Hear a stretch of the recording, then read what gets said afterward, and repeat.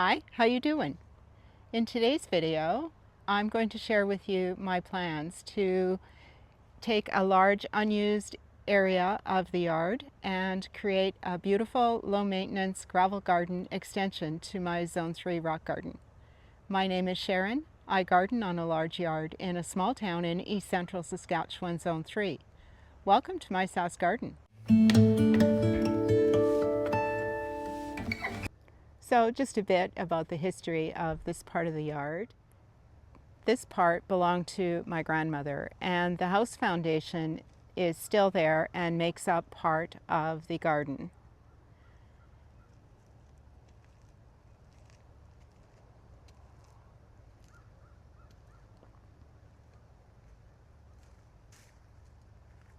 And so my grandmother had 25 feet, including her house. It was a 25-foot lot. And then this section where the bench is and where I'm sitting, this belonged to my Uncle Harry.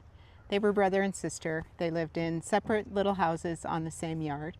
And eventually it all became ours. And initially when we landscaped it, it was a big grassed area as well as a small rock perennial border around the perimeter, basically, not including the hedge. But it was very nice.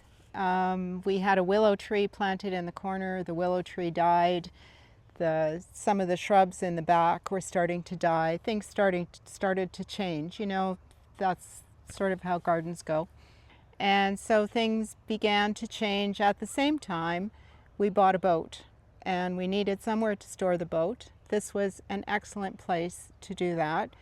Along with the boat came one of those big portable garages that we called the boat tent. And that's how this was for, I don't know, 8 years or so. Last year we sold the boat, and after that we sold the boat tent, and so this just became an unused space. So I tossed around all kinds of ideas in my head through the winter. One of the first ones I thought of was to have raised beds in here and to grow strawberries, or maybe another or more vegetable garden. But mostly at first I was thinking of strawberries in raised beds. I spoke of that in a past video. That idea really never stuck with me. I also thought of letting it go into growing a mini forest. There was that idea that I had, and also not a lily garden, an iris garden, because I have a lot of iris. They seem difficult for me to incorporate into the perennial beds, so I did think of that. I thought it would be nice to have their own space for iris. That didn't seem like enough for me, and also I thought about maybe like a mini orchard. But honestly, what we have now is plenty for what we need, and I don't know that I would need more fruit. Then I started thinking about an extension to the rock garden, and once I started going with that idea, it all just seemed to bloom in my head, and I knew that's how I wanted to go, and how I wanted it developed. Something simple, but that it would incorporate that kind of look, rock garden and gravel and those types of plants. It's always been kind of what I'm really drawn to begin with. We love to hike in it, or I love to hike in areas like that. Southern Utah is one of my favorite places, and northern Arizona, one of my favorite places to hike. And that's exactly what the topography is. I mean, it's hillier than I'm going to get in flat Saskatchewan, but you know, it's that kind of gravelly, rough soil, and I do really like that kind of look. So when I started to think of it as a rock garden, the idea in my head took hold. I have way more plants that I'd like to grow than I have room for. It all just seemed to fit. And then I started thinking about the work that would be required to get it to how I want it to look, and the materials that would be required. So here's how it looked just a couple of weeks ago. Just a patch of dirt that has been kept clear of the weeds in the grass. And on the edges and in the corner, I'd been allowing the lamium to grow because when we still had the boat tent up, I thought it would make a great ground cover. Then a week or so ago, we had 4 yards of gravel delivered. It will make up the pathways, mulch, and some will be dug into the soil where I add plants. Right now, we've spread it so there's about 2 inches over the soil, and there's a pile left for a little bit more area where the grass still needs to be dealt with before adding the gravel over top. Right now, I raked in the paths that lead from the upper yard to the bench, and as well to where I envision the entrance from the street side to be. I plan on a few flagstones in the grass leading up to the gravel. And then I think right at the entrance, Andy may build an arbor similar to the bench. I think that both the flagstone and the arbor will help to transition the grass to the rock garden.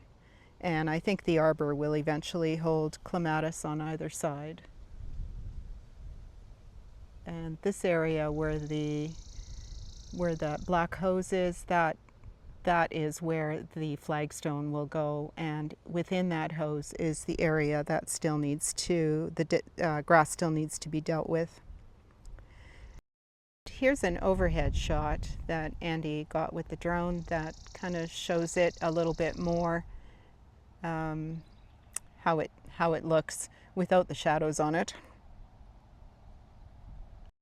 The design within, I plan to just keep it very simple with this curving center path that branches over to the bench, and then also up to the upper garden.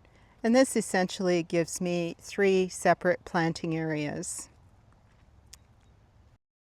And this side, on the street side, may hold a few taller perennials or perennial grass and a few rocks, so just so that it isn't wide open to the street. I have 2 very large clumps of Calamagrostis El Dorado that are in the backyard that could probably easily be divided into 50 divisions. But, you know, I only need maybe 5, and with a gravel mulch and a few rocks, I think that'll do the trick. And when I plant, and we'll talk about the choice of plants in just a second, but when I plant, my plan is to rake away the majority of the gravel where I want that planting hole to be, and then incorporate some of the gravel into the planting hole. The soil underneath the gravel is the typical black gumbo. It has a fair amount of clay as well. And I think that this gravel will provide good drainage for those types of plants that I'm hoping to plant here. And this gravel will pack down, I know that. It's the same stuff that's under the crushed rock paths I have going to the shed, and just up flanking the rock garden and the greenhouse, it all has this type of gravel underneath. But it's surprising how well some of the seedlings and plants grow in there or want to take hold in there. So I'm fairly confident the combination will make a good growing medium for the plants I want to grow. Now, this area in the corner that is a bit of a mess right now, but it's, you know, it's a work in progress. It's where I envision the extension from the upper rock garden. So, standing down from the lower area, you can almost envision from this upper area and this little hill that I have, how it kind of can flow down into this area with this path in between. I think that I can add a plant or 2 here, and then this area will get filled up with soil and gravel and compost and whatever else I can find. That's going to fill up here and step down. And so what I see is this kind of just stepping down with rocks and pockets of soil for plants to be grown. And make its way down to the gravel to the lower area. And this stump, I've mentioned, it used to be a willow tree that started to die, so we cut it all down and we killed the stump a number of years ago. But that stump stayed at probably a couple or so feet high. There has been no sprouts or regrowth in those years, and Andy was working on it today with the chainsaw just to reduce the stump, and he got it down as far as he could.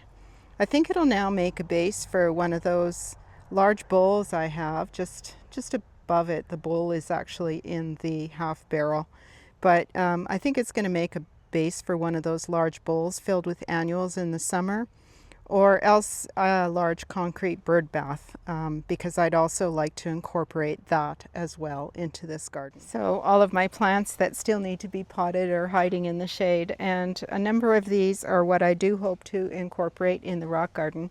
I have two of these taller dark leaf sedums.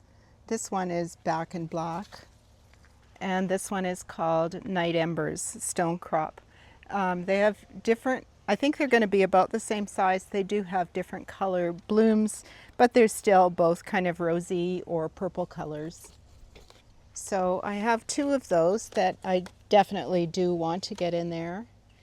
I also have a couple of these Millennium Allium, and they bloom about this time, maybe a little later, and they are supposed to be quite long blooming. So I thought, and they're also very heat and drought tolerant, so I thought I'd get those in there as well. I have a whole row, I don't know how many, there must be at least 20 nodding onion here, and you know, they're blooming right now. They look lovely right now, and I think that they will also look very nice in the rock garden.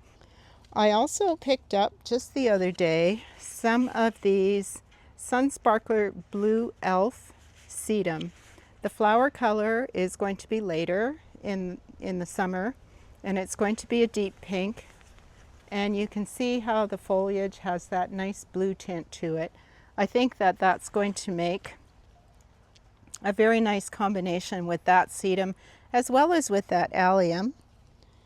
In addition, I've been hanging on to these forever, poor things. This is Cat's Pajamas Catmint, and it's a sterile cultivar, won't set seed. I sure hope it doesn't set seed. And anyways, they don't grow as big as the catmint or nepeta that we know of, like Walker's Low grows so huge. It'll grow to a 4-foot circle. This is going to stay a little bit smaller and a little bit lower. I was at Home Depot the other day, and they were clearing out the Color Spires salvia, which the Violet Riot is a Color Spire series. I think that they are great. I've mentioned the Back to the Fuchsia several times in previous videos, and I think that's just the best. Another lavender color one, or darker blue colored one, bloomed this year as well, and equally as beautiful. Anyways, I did pick up a Pink Dawn in the same series earlier this year. I have it planted in the backyard now, but they were clearing them out at Home Depot. This size container for $5. So, you know, who can't? I've mentioned before, I'm a deal seeker, so I picked up 5 of them. I don't know if they'll all go over there, or if a couple more, 2 more will go in the backyard and 3 in the rock garden. As well, I have some Russian sage. They were also on clearance. I know they would look good in the rock garden somewhere toward the back. I just don't know if they're going to be a little bit too big for what I want there. I do want to stay mostly with smaller plants. And this is the Dalmatian bellflower. I have planted 5 of them or so over there, and I still have 5 left to plant. They're blooming now, and I think they have such a pretty bloom.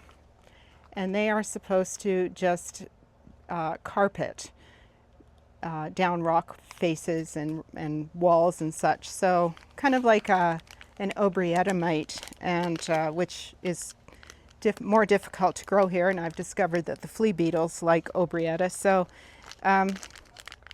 anyways, I still have those left to plant there as well. In addition, I have 25 packets of seed from the North American Rock Garden Society that I've not yet started those seeds yet. They're mostly different varieties of allium and dianthus. I like dianthus, and so I did buy many different varieties of those. There's some campanulin, just a bunch of different kinds of seeds. So we have a few piles of large rocks to move into this new gravel garden, and I'll get a load of small rocks and pebbles to use as well, just for decorative, adding to the mulch.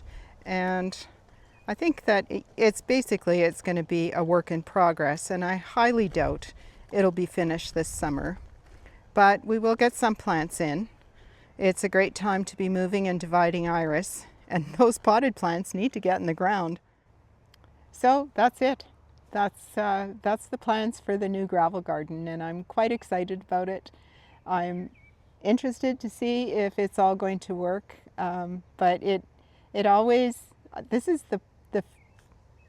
the phase of a garden that I like the best, and that is the planning and figuring out how things are going to go and what I'm going to plant where. And blank canvases, they really get my creative juices going, and it just feels like it has so much promise. It's like looking at a tilled piece of earth before you plant it out, and you just have that look of what this is going to be. And yeah, so I'm excited. I'm anxious to get going. But as I said, I know it's going to be a work in progress, and it's going to take a while, but I'm okay with that too. Hey, thanks very much for watching today. I hope you enjoyed the video. If you did, give me a thumbs up, tell your friends, and if you haven't yet, hit that subscribe button. Thanks again. See you.